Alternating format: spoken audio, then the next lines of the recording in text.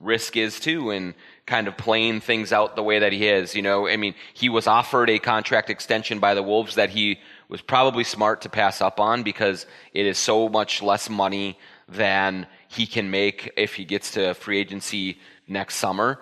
But he is a guy who does miss games, and he plays a very physical brand of ball, and he has had some knee issues now that are starting to crop up.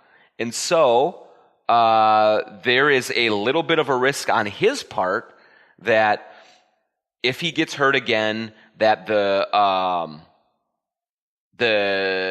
kind of the max contract that he's hoping for on, with the Knicks, with Kyrie or something, maybe that won't be as available. The good thing for him is he's made so much money already that he should be in fairly good shape.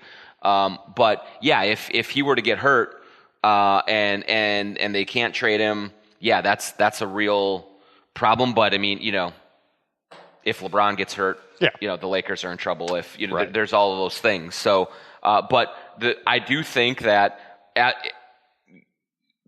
health is going to be incredibly important for this Wolves team, because if Jimmy can miss 8 games or 10 games instead of 23 games, they're going to be, with talent, they're going to be right in the mix. Like they were last year. Yeah, so they just have to find a way, somehow, some way, to keep him healthy. And maybe this newly revamped bench will allow him to get a little bit more rest and not have as much wear and tear. But keeping him healthy has got to be priority number one going into this season. Absolutely.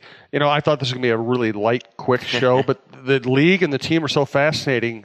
Yeah. There's just so much to talk about. It's always amazing. Stuff to talk about. From Grant Becker, will the Wolves bring back MGH? They have another, I think they have, one spot left or two spots left, and I think they'll probably carry 14 again like they did last year and have one empty spot.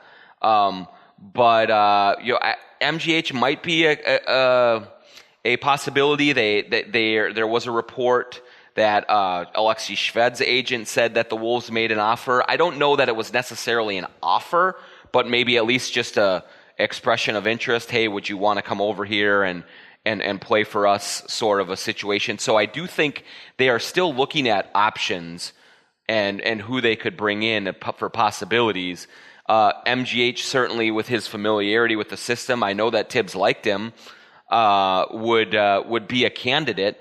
But I do think that they're trying to keep their options open, and I think that they believe that Georges Hunt will be available to them closer to the training camp. So they might explore a few other options first before they would go back to him and ask if he wants to do it again. A couple more Twitter questions, and then we'll move on. Once again, thanks to everybody who listens. Thanks to our sponsors, 612-TSR-TIME. That's TSR Injury Law.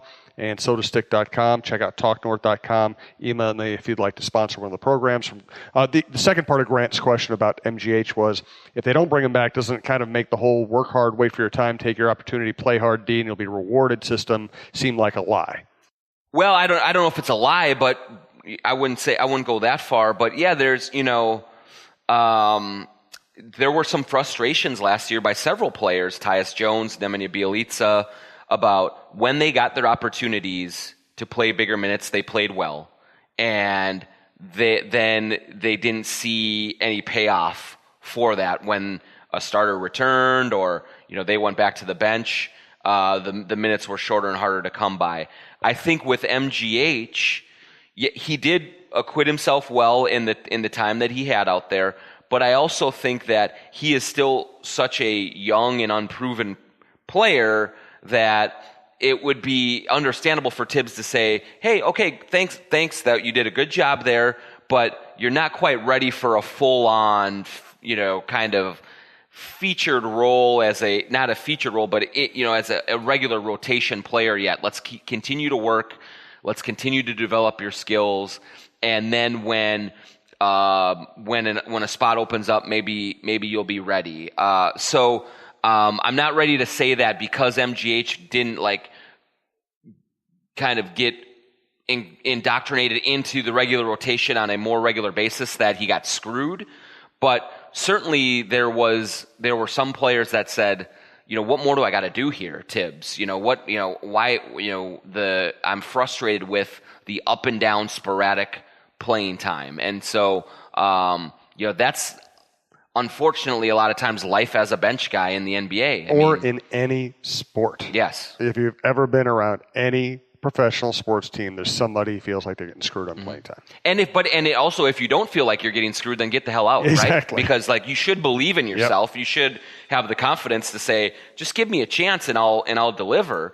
Unless you're Denny Hockey, who was a team spokesman until he was forced to play, and then never went to an absolute shell professionally and personally after that. Yeah, the great Denny Hockey. Great Denny Hockey. But and I like Denny. Why did I take a cheap shot at Denny? Except he deserves it. That's all. So there's that part of it as well. But I do think sometimes we all want to look at rotations. We all want to look at things and say, well, why isn't he doing this? And sometimes I think it's people are too quick to, and I might be on that boat sometimes as well. It'll be like, what is this coach doing? Why is he? But in general, most coaches aren't going to willfully bury a guy on the bench who they know could win them a lot more games. Yep. That's not it. Now they can misinterpret things. They can look at it and say, I this is the way I believe that we're best suited, and it could be in error, but it's usually not I don't like this guy, right? So I'm burying him, and and I'm going to cut my nose to spite my face. That just doesn't happen. It's almost always the coach believes that the guys he goes with gives them the best chance to win. And maybe that's a mistake, maybe it's not, but I don't think there's anything sinister about it. It's just, it's just that's the way that it is for these guys. Let's do one more Twitter question from TXI Mista64, who says thank you, which we always appreciate. Basically, to summarize the question, what about the CAT extension?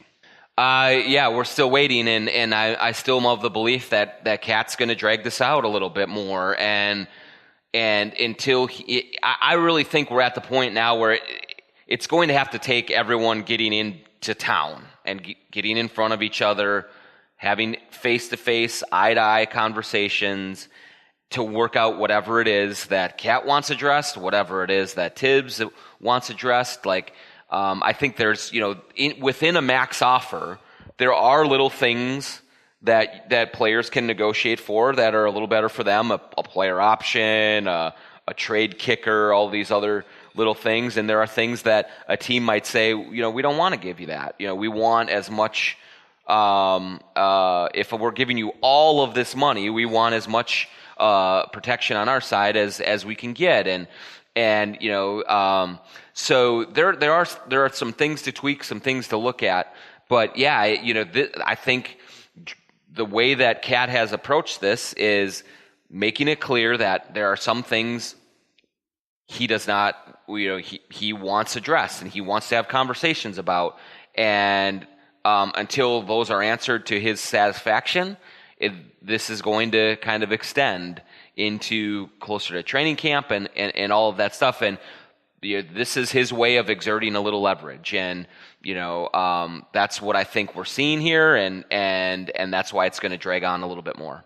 John Coffey asked a question, and I think what he's doing here is sarcastically pointing out that Cat wants to fix the Flint water supply, but what's he really doing? Tell you what, maybe we will get into that in a broader conversation about how much really should be expected of athletes in terms of good works. We're at the end of a long podcast. I'm not going to open up that can of worms right now, but that might be a topic in a future episode. Thanks to John. Thanks to TSR Injury Law. Thanks to sodastick.com. Email me if you'd like to work with us. We appreciate all of our listeners and our sponsors, and we'll talk to you next week.